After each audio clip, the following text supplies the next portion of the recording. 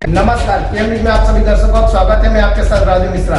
विशेष जानकारी के लिए देखिए हमारी ये रिपोर्ट। पार्लियामेंट सेशन में पीएम मोदी ने क्या कहा, देखिए। इसी सदन में पंडित नेहरू का at the stroke of midnight की गूंज हम सबको प्रेरित करती रहेगी। और इसी सदन में अटल जी ने कहा था, वो शब्द आज भी गूंज रहे हैं इस सदन में, सरकारें आएगी जाएगी, पार्टियां बनेगी बिगड़ेगी, लेकिन ये देश रहना चाहिए।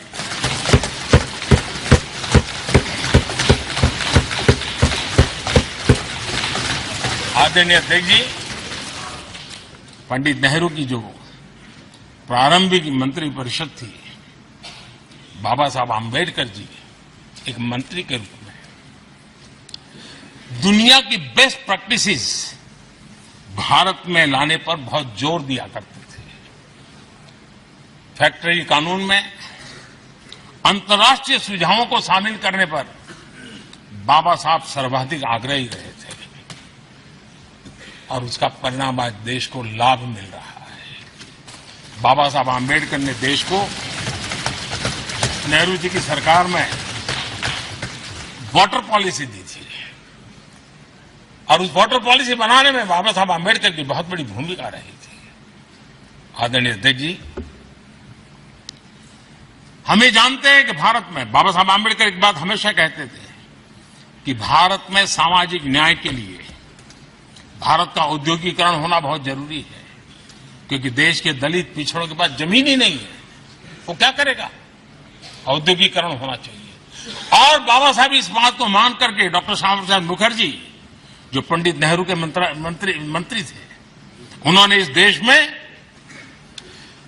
और पहले वाणिज्य मंत्री के रूप में और उद्योग मंत्री के रूप में उन्होंने इंडस्ट्री पॉलिसी इस देश में लाई थी। आज भी कितनी ही इंडस्ट्री पॉलिसी बने, लेकिन उसकी आत्मा वही होती है जो पहली सरकार के थी, और उनका भी बहुत बड़ा अहम योगदान रहा था। आदरणीय अध्यक्ष जी, लाल बहादुर शास्त्री जी ने 65 के युद्ध में हमारे देश के जवानों में का हौसला बुलंद करना, उनके सामर्थ्य के लिए को पूरी तरह राष्ट्र हित में झोंक देने की प्रेरणा इसी सदन में से दी थी लाल बहादुर शास्त्री का। और यहीं पर उन्होंने ग्रीन रिवॉल्यूशन के लिए एक मजबूत नींव लाल बहादुर शास्त्री जी ने रखी थी। आदरणीय अध्यक्ष जी, बांग्लादेश की मुक्ति का आंदोलन और उसका समर्थन भी इसी सदन ने इंदिरा गांधी के नेतृत्व में किया था। इसी सदन ने इमरजेंसी में लोकतंत्र पर होता हुआ हमला भी देखा था, और इसी सदन ने भारत के लोगों की ताकत को एहसास कराते हुए मजबूत लोकतंत्र की वापसी भी इसी सदन ने देखी थी। वो राष्ट्रीय संकल्प भी देखा था, ये सामर्थ्य भी देखा था। आदरणीय अध्यक्ष जी, ये सदन इस बात का हमेशा ऋणी रहेगा, क्योंकि इसी सदन में हमारे पूर्व प्रधानमंत्री चरण सिंह जी ने ग्रामीण मंत्रालय का गठन किया था, रूरल डेवलपमेंट मिनिस्ट्री। इसी सदन में मतदान की उम्र 21 से 18 करने का निर्णय हुआ था, और देश की युवा पीढ़ी को इसका योगदान देने के लिए प्रेरित किया गया, उत्साहित किया गया था। हमारे देश ने गठबंधनों की सरकारें देखी, पीपी सिंह जी हो, चंद्रशेखर जी, और बाद में एक सिलसिला चला।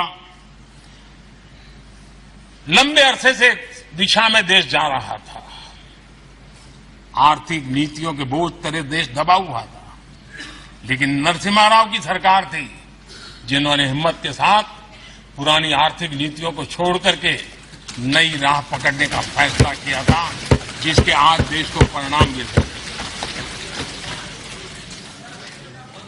अटल बिहारी वाजपेयी जी का सरकार भी हमने इसी सदन में देखी। सर्व शिक्षा अभियान देश में आज वो महत्वपूर्ण बन गया है।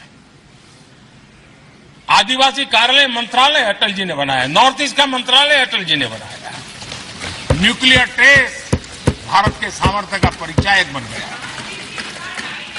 और इसी सदन में मनमोहन जी की सरकार कैश फॉर वोट को भी, उस कांड को भी सदन ने देखा है। अब हमें दीजिए इजाजत, हम कहीं फिर और खबरों के साथ मिलेंगे। हमारे चैनल पर लाइक शेयर सब्सक्राइब करना न भूलें। नमस्कार।